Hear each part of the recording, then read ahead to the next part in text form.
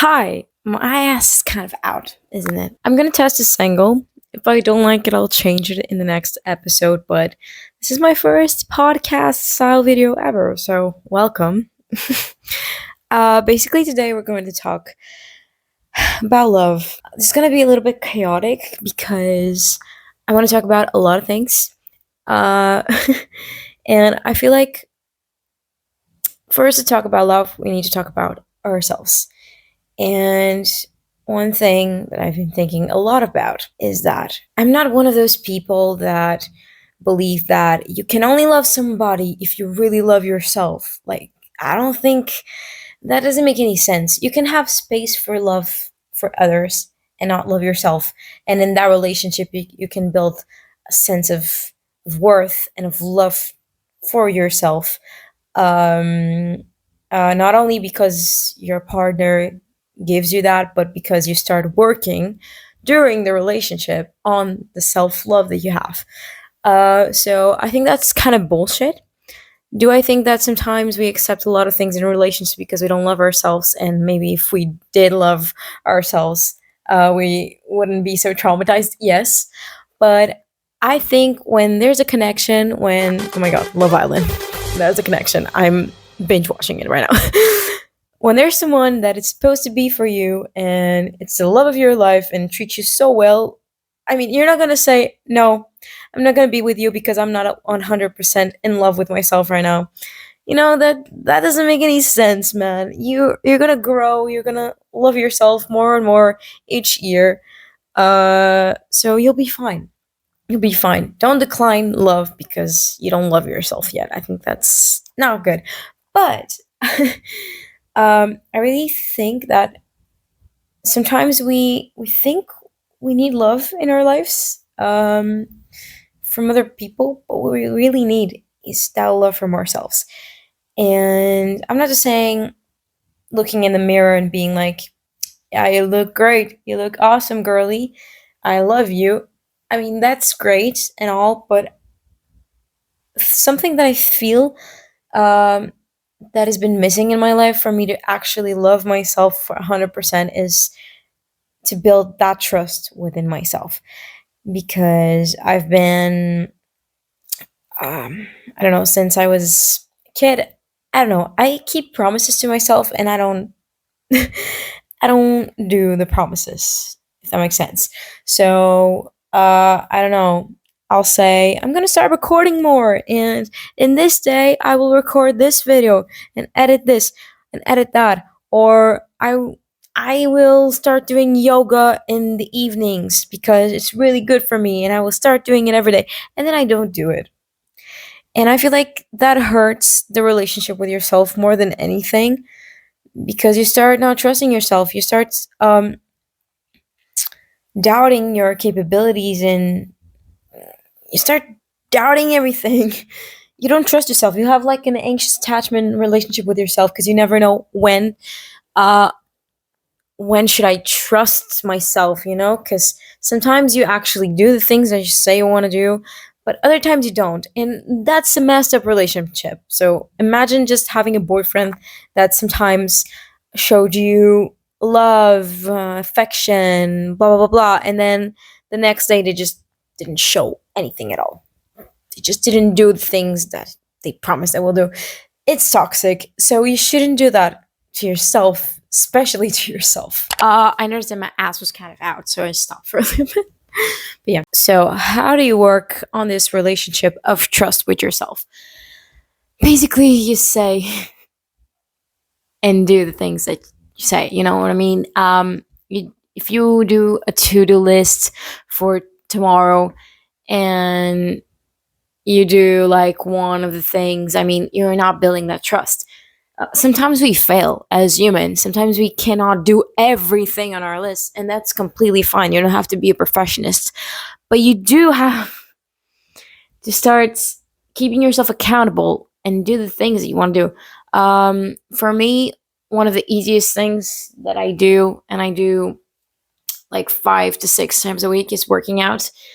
And why is it easy for me? It's because I build it as a habit. It's a habit. If I don't do it, I go insane. So it's not difficult for me to work out, but I have other things in my life like editing, creating YouTube videos like this, um, practicing mindfulness, I don't know, playing the guitar. Those things um, are difficult for me to actually do. And I've been trying to work on this for such a long time, but I really think is you need to look yourself in the fucking mirror and say, "Girl, girl, nobody's here to help you, girl. It has to be you. You're the Superman. You're not waiting for a Superman. You have to do the shit or else you're going to stay insane." Okay? So yeah, start slow. Start with one thing. Don't just push all the things that you want to do to your to-do list. That's not going to happen. Start with one thing that you want to do. It could be working out, it could be playing the instrument that you like a little bit more, and implement it into your routine. To like do this, I started a night routine. It's kind of like it combines a little bit of meditation with yoga poses and lighting a candle or incense and drinking tea. That's basically it. But it's to ground myself, having a time of the day where I ground myself and where I'm not just looking for something to do, looking for something for me to be entertained by. I'm just there in that moment with myself, and I really think that that is going to change my life a little bit. And when I find the strength to do more things, I mean, I've been doing this for like 3 days. When I found the strength to, okay, I'm gonna implement one more thing into my routine that I want to stick with, then I'll do it. But for now, it's just this. I don't have to rush. Because if I rush, nothing's going to happen. So I'm just fixated on this thing. And that's what you should do too. Fixate on one thing at a time, and you'll do it eventually. And of course, it's okay if you fall off one day or 2 days. It's okay. Just keep yourself accountable and say, I'm going to do it either way. Even if I fail, this is a lifetime thing. This is something that I want to do for my life. So everything is fine if I fail one day or two. I just need to keep going. That's it.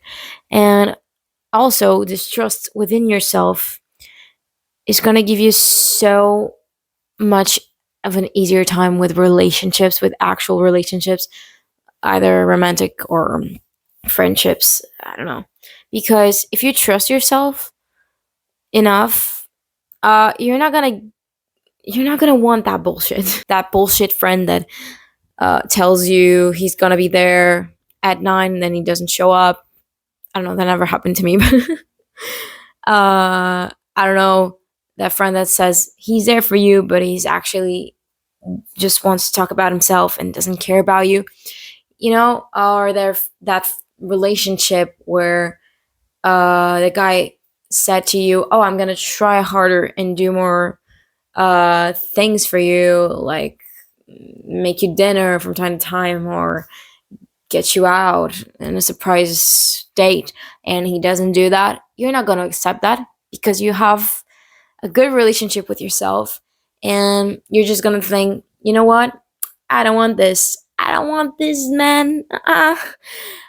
I am better on my own. If you don't do this thing for me that I asked you, then bye bye. Bye bye. But yeah, I really think building that good relationship with yourself is key to every other relationship. So that's why I started with this topic. You know what? I'm gonna expose myself a little bit right now, but I've been watching so many TikToks. I'm kind of addicted. This is another thing that I need to stop doing. Yeah. But while I am addicted still, I've been watching a lot of good TikToks because I don't know, my For You page right now is just throwing me things that I need. And one thing that TikTok of all places, yes, is showing me, and it's letting me know is that it's so stupid to think that someone that is supposed to be your person or you think is your person. When I say your person, it's like you're gonna marry this guy or something, or have a great relationship with this guy.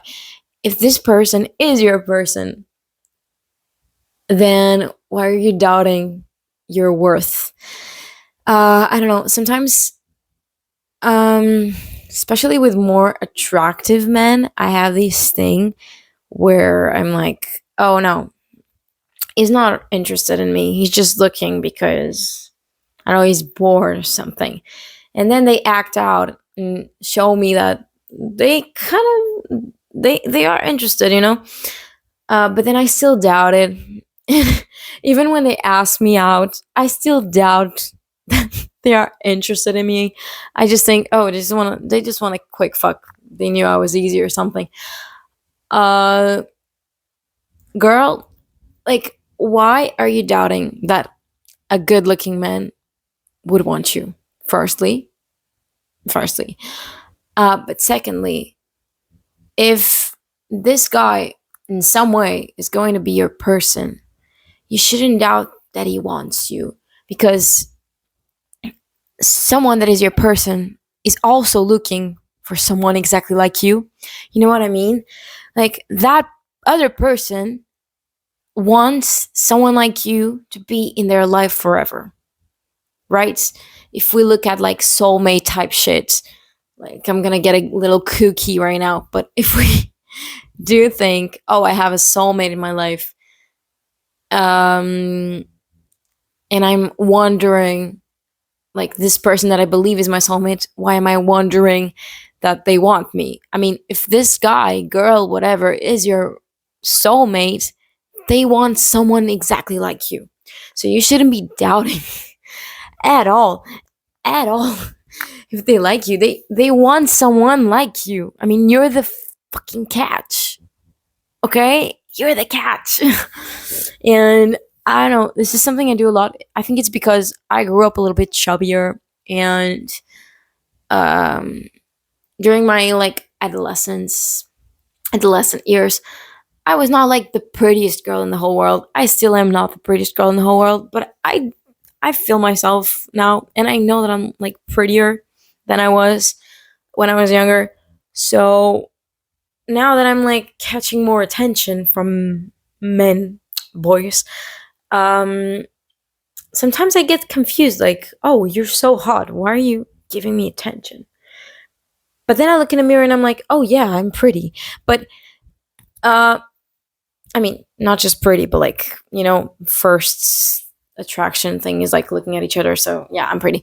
Uh, but I think I sometimes I have still in my brain that kid that I was, that didn't have self worth, um, didn't like herself physically.